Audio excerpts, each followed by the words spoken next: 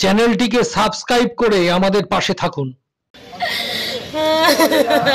করলাম কি করলাম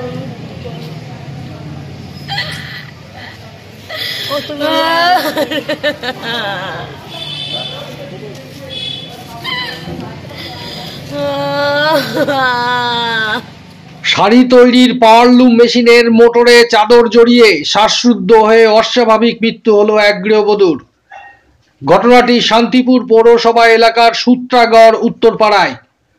পরিবার সূত্রে জানা যায় ৩৩ বছর বয়সী কল্যাণী ঘোষের শ্বশুরবাড়ি শান্তিপুর পৌরসভা এলাকার তোপখানা পাড়ায়। সেখান থেকেই প্রতিদিনের মতোই সূত্রাগড় উত্তরপাড়ায় তার বাপের বাড়িতে পাওয়ারলুম মেশিনে শাড়ি তৈরির কাজে গিয়েছিলেন আজও।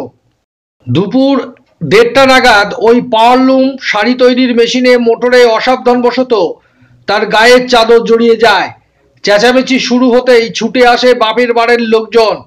এসে দেখে ওই গৃহবধূ কল্যাণী ঘোষ শ্বাসরুদ্ধ অবস্থায় পাওয়ারলুম মেশিনের মোটরের পাশে পড়ে রয়েছে। তড়িঘড়ি বাপের বাড়ির লোকজনেরা শান্তিপুর স্টেট জেনারেল হাসপাতালে নিয়ে আসলে চিকিৎসকেরা তাকে মৃত বলে ঘোষণা করে। এরপরেই কান্নায় ভেঙে পড়ে মৃত গৃহবধূর বাপের বাড়ির পরিবারের লোকজন। ওই মৃত গৃহবধূর ১১ বছরের এক পুত্র সন্তান ও ১৪ বছরের এক কন্যা সন্তান রয়েছে। স্বভাবতই এই অস্বাভাবিক মৃত্যু ঘিরে এলাকায় যথেষ্ট চাঞ্চল্য ছড়িয়ে পড়ে। হয়েছিল দিদি ঘটনা? আমি গিয়ে দেখি যে মোটর চলছে, পারলুম চলছে না। হচ্ছে হারুদি কোথায় গেল, গিয়ে দেখি ও মোটরের সাথে কিভাবে জড়িয়ে আছে। উনি কি তাঁত বুনছিলেন? হ্যাঁ, আচ্ছা। ও ডবল মেশিন চালায় আমাদের বাড়ি। গিয়ে আমি তাড়াতাড়ি করে মেশিন আমি ওর ভাইকে আর বাবাকে ডাকছি। ওনার গায়ে কি চাদর ছিল? হ্যাঁ, গায়ে চাদর ছিল। চাদর কি জড়িয়ে গেছে? হ্যাঁ, চাদর। আপনাদের বাড়িতে কটা মেশিন আছে? ৩-৫টা মেশিন। আমাদের ভাই দুটো বোন আলাদা, আর ও দুটো আর বাবা একটা বলে। মহিলা কি একজনই আছে? হ্যাঁ, ও আমার ননদ আমাদের বাড়িতেই আসে। আচ্ছা। আর আপনার আর কে বোন? আমার শ্বশুর বোনে। আমার শ্বশুর শুধু বাইরে বার হয়েছে। কটার সময় ঘটনা ঘটে? এই ১০ মিনিট আগে আমার আনতে যাদেনি। কোন এলাকায় বাড়ি আপনার? আমাদের বাড়ি উত্তরপাড়ায়, ওর বাড়ি তোপখানা পাড়ায়। আপনার নাম? পূজা ঘোষ। কিভাবে ঘটলো দাদা, কি শুনতে পেয়েছেন আপনি? আমাকে বললো যে মিঠুন বললো আমার তাড়াতাড়ি চলো হসপিটাল যাবো। আমি যে কিসের জন্যে?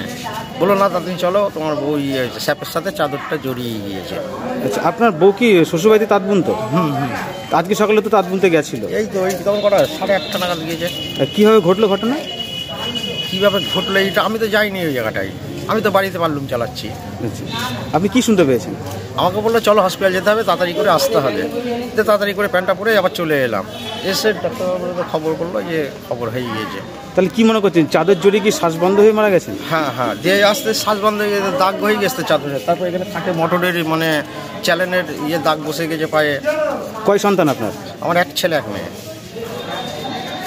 বাড়ি কোথায় আপনার? আমার বাড়ি তোপখানা পাড়ায়। আর যেখানে তাঁত বুনতে গেছিল ওখানে বাড়ি? এটা ওর উত্তর পাড়ায়। প্রতিদিনই তো তাঁত বুনতে যেত? হ্যাঁ, প্রতিদিন। এই লকডাউনের পর থেকে যাচ্ছে। আপনি কে হন? আমি স্বামী। আপনার নাম? আমার নাম আনন্দ ঘোষ। এই ঘটনা এরা পাল্লুম চালায়, পাল্লুমে পেছনে যাচ্ছিল, চাদরটা স্যাপে জড়িয়ে যায়। উনি কি পাল্লুম তাঁত বুনছিলেন? হ্যাঁ, উনিই পাল্লুম বোনে। আচ্ছা, কিভাবে ঘটলো মানে কি বুঝতে পারলে? মানে জড়িয়ে গেছিল চাদরে? আর চাদরটা স্যাপে জড়িয়ে গেছে। তারপরে গলার সাথে। তারপরে কি হয়েছে?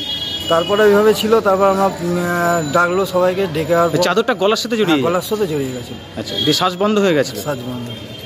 তারপর কি করলেন? তারপরে ওই চাদরটা কেটে তারপর বাইরে নিয়ে এসে তারপর হাসপাতালে নিয়ে আসা হলো।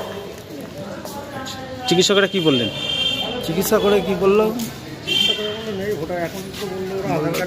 বললো তো বেঁচে নেই না। নাম কি ছিল না? কল্যাণী ঘোষ। আপনি কি হন? আমি পাড়ার প্রতিবেশী। আপনি আপনার সামনে কি ঘটনা ঘটেছিল? না, আমি পাল্লুম চালাই, আমি আমার বাড়িতে পাল্লুম চালাই। আচ্ছা, আপনি ঘটনা শুনে গিয়েছিলেন জায়গায়?